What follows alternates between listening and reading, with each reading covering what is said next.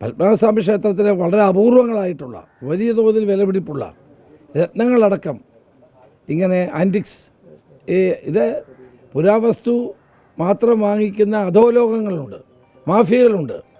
അവരാണിത് കൊണ്ടുപോയിട്ടുള്ളതെന്നാണ് കിട്ടിയിട്ടുള്ള വിവരം. അപ്പോൾ ഇതെല്ലാം അന്വേഷിക്കേണ്ട ഒരു കാര്യമാണ്. തന്നെയുമല്ല, ഇപ്പം SIT അന്വേഷിക്കുന്ന 312 ഗ്രാമിൻ്റെ കാര്യമാണ് ഗോവർദ്ധൻ്റെ ആഭരണശാലയിൽ നിന്ന് കിട്ടി. അതല്ലല്ലോ ഇവിടെ യഥാർത്ഥ തൊണ്ടി മുതൽ എവിടെ, ആ തൊണ്ടി മുതലല്ലേ കണ്ടെത്തേണ്ടത്. അപ്പോൾ എന്നോട് വിദേശ മലയാളി പറഞ്ഞ കാര്യമാണ് ഞാൻ SITയുടെ മുമ്പിൽ പറഞ്ഞത്. SIT അദ്ദേഹത്തെ വിളിച്ചു വരുത്തി മൊഴിയെടുത്തിട്ടുണ്ട്. ഇനി SITയുടെ ജോലിയാണ് ഇത് കണ്ടെത്തുക എന്നുള്ളത്. ഒരു കാര്യം വളരെ വ്യക്തമാണ്, കേരളത്തിൻ്റെ മുഖ്യമന്ത്രി ഈ അന്വേഷണം അട്ടിമറിക്കാനുള്ള എല്ലാ നടപടികളും ചെയ്തുകൊണ്ടിരിക്കുകയാണ്. കേരളത്തിൻ്റെ മുഖ്യമന്ത്രി പിണറായി വിജയൻ്റെ ചെവിയിൽ ഉണ്ണികൃഷ്ണൻ പോറ്റി സംസാരിച്ചത് എന്തിനായിരുന്നു? അപ്പോൾ കേരളത്തിൻ്റെ മുഖ്യമന്ത്രിക്ക് എന്തായിരുന്നു ഇതിനകത്ത് പങ്ക്? അദ്ദേഹത്തിന് എങ്ങനെ ഉണ്ണികൃഷ്ണൻ പോറ്റിയായിട്ട് ബന്ധമുണ്ട്?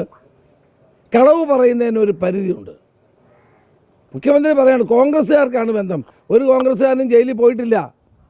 ജയിലിൽ പോയതൊക്കെ CPMകാർ തന്നെയാണ്. ലോകത്തെമ്പാടും ആൻറ്റിക്സ് കള്ളക്കടത്ത് നടത്തുന്ന ആളുകൾ ഇതിൻ്റെ പിന്നിലുണ്ട്.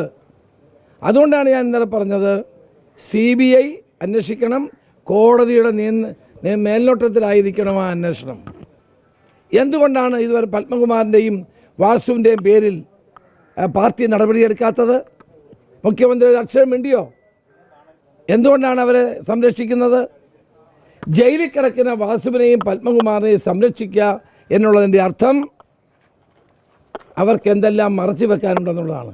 കാരണം ഇവരുടെ പേര് പാർട്ടി നടപടിയെടുത്താൽ കൂടുതൽ ഉന്നതന്മാരുടെ പേര് അവർ വിളിച്ചു പറയും. ആ ഭയമാണ് മുഖ്യമന്ത്രിക്ക്.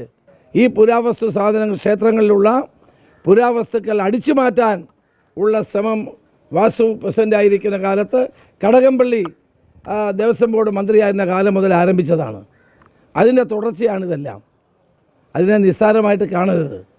ഇതിൽ വൻ മാഫിയകൾ ഇതിൻ്റെ പുറകിലുണ്ട്. സുരക്ഷാ വലയത്തിൽ ജീവിക്കുന്ന മുഖ്യമന്ത്രിയുടെ അടുക്കൽ ഉണ്ണികൃഷ്ണൻ പോറ്റി ചെവി വന്ന് മന്ത്രിക്കുകയാണ്. അദ്ദേഹത്തോട് അടുത്ത് നിൽക്കുന്ന ഒരാൾ സംസാരിക്കുന്ന പോലെ, ഏറ്റവും അടുപ്പമുള്ള ഒരാൾ സംസാരിക്കുന്ന പോലെയാണ് സംസാരിക്കുന്നത്.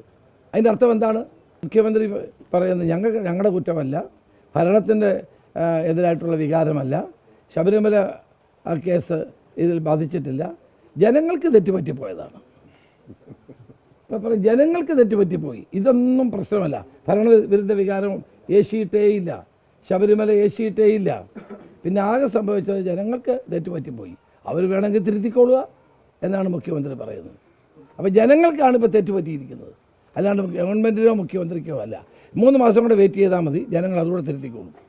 കേരളത്തിൽ പാലക്കാട്ടുണ്ടായ ദൗർഭാഗ്യകരമായ സംഭവമാണ്. ക്രിസ്മസ് കരോളുമായി പോയ ആളുകളെ BJPക്കാർ ആക്രമിച്ചു. ആ ആക്രമണം നടത്തിയ ആളുകളെ ഒരിക്കലും ന്യായീകരിക്കാൻ പാടില്ല. അവരെ നിയമത്തിന് മുമ്പിൽ കൊണ്ടുവരികയാണ് വേണ്ടത്. ഈ VCക്കെതിരെ അല്ല ഗവർണർക്കെതിരെ ചാൻസലർക്കെതിരെ എന്തെല്ലാം സമരം ചെയ്തു? ആ സമരം ചെയ്ത ആളുകളെ മുഴുവൻ വഞ്ചിച്ചുകൊണ്ട് കേരളത്തിൻ്റെ മുഖ്യമന്ത്രി BJPയുമായി ചേർന്ന് ഇപ്പോൾ കുരങ്ങൻ അപ്പം പങ്കുവെച്ച പോലെ പങ്കുവെച്ചിരിക്കുകയാണ്. ഒരു VC ഗവർണർ എടുക്കുക, ഒരു VC മുഖ്യമന്ത്രി എടുക്കുക. അപ്പോൾ CPMും BJPയും തമ്മിലുള്ള അന്തർധാരയുടെ ഏറ്റവും വലിയ ഉദാഹരണമല്ലേ ഇത്? ഗവർണർക്കെതിരെ സമരം ചെയ്ത ആളുകളെ ആക്ഷേപിക്കുകയല്ലേ മുഖ്യമന്ത്രി ചെയ്തത്? ഞങ്ങളൊരു ജനാധിപത്യ പാർട്ടിയാണ്. ഞങ്ങളുടെ അഭിപ്രായം പറഞ്ഞല്ലാണ്ട് ഒരാളുടെ പേര് പാർട്ടി ഓഫീസിന് കൊടുക്കുന്നത് വെച്ച് തീരുമാനിക്കുന്ന പാർട്ടിയല്ല ഇത്. അതുകൊണ്ട് എല്ലാവരുടെയും അഭിപ്രായമൊക്കെ അറിഞ്ഞ് തീരുമാനിക്കും. ഇന്നത്തേത് കൂടി ആ പ്രശ്നങ്ങളൊക്കെ അവസാനിക്കും. അല്ല, ഒരു കൺഫ്യൂഷനും ഇല്ല. 2-3 പേർക്ക് ആഗ്രഹം ഉണ്ടാകുന്നതും സ്വാഭാവികമാണ്. ജനാധിപത്യ പാർട്ടിയാണ്. പക്ഷേ ആ പ്രശ്നങ്ങളൊക്കെ പരിഹരിച്ച് ഞങ്ങൾ ഒരുമിച്ച് മുന്നോട്ട് പോകും. ജനവിധി അംഗീകരിച്ചുകൊണ്ട് ഞങ്ങൾ മുന്നോട്ട് പോകും.